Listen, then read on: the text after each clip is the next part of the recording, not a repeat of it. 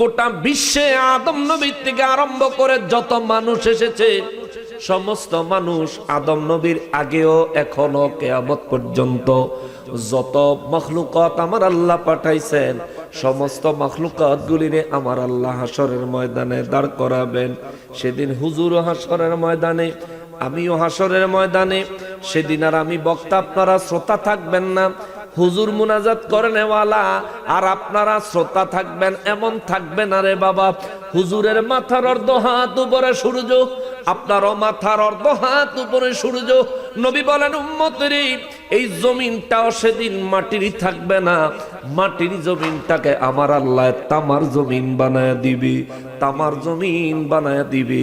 সাহাবায়ে কেরাম রাহমাতুল্লিল আলামিন নূর নবীজির কাছে জানতে চায়, নবী গো, ও দয়াল নবীজি, জমিনটারে আমার আল্লাহ তামা বানাবেন কেন? ইচ্ছা করলে তো স্বর্ণেরও বানাইতে পারতেন, ঠিক কিনা বলেন? আল্লাহ কি পারে না? জোরে বলেন, পারে না? আল্লাহ পারে না এমন কোনো বিষয় নাই, আল্লাহ পারে না এমন কোনো ব্যাপার নাই, ঠিক কিনা বলেন?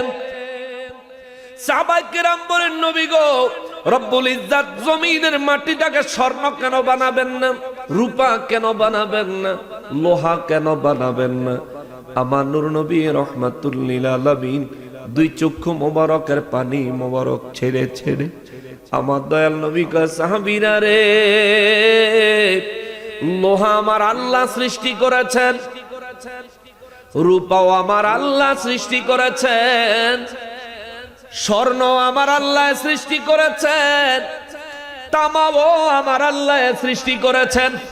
তবে শোনো, জমিন আল্লাহ তামা বানাবেন, লোহা বানাবেন না, স্বর্ণ রূপাও বানাবেন না। তার কারণ হলো লোহা গরম হতে দেরি হয়, রূপা গরম হতে দেরি হয়, স্বর্ণ গরম হতে দেরি হয়।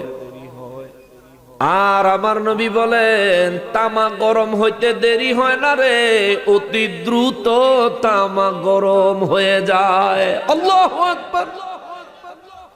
নবী বলেন, হাসরের ময়দানটা আমার আল্লাহ কায়েম করে মাথার অর্ধ হাত উপরে যখন সূর্য লাগায় দিবে, সূর্যের 12টা মুখ সেদিন হাসরবাসীর দিকে আল্লাহ ঘুরাইয়া দিবে।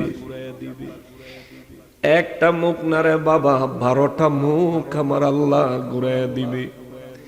একটা মুখ যদি আসমান থেকে জমিনের দিকে তাপ দেয়, আল্লাহর কসম এই জমিনে একটা গাছের পাতাও থাকতো না, জ্বলে যাইব।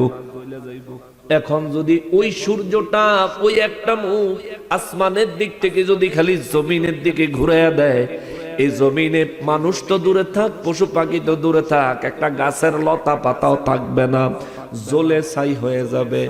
একটা মুখের এত পাওয়ার, 9,30,00,000 মাইল উপর থেকে যদি এত পাওয়ার হয়, 12টা মুখ সোজা করে মাথার অর্ধ হাত উপরে যখন খুলে দিবে রে,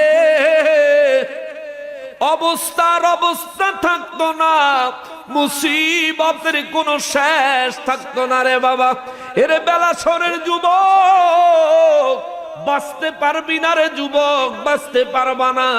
জেনারেল শিক্ষিত হইতে পারো, ইঞ্জিনিয়ার ডাক্তার হইতে পারো, অনেক বেশি বুদ্ধি সম্পন্ন হতে পারো, কিন্তু আল্লাহর কসম সেদিন সবাই এক।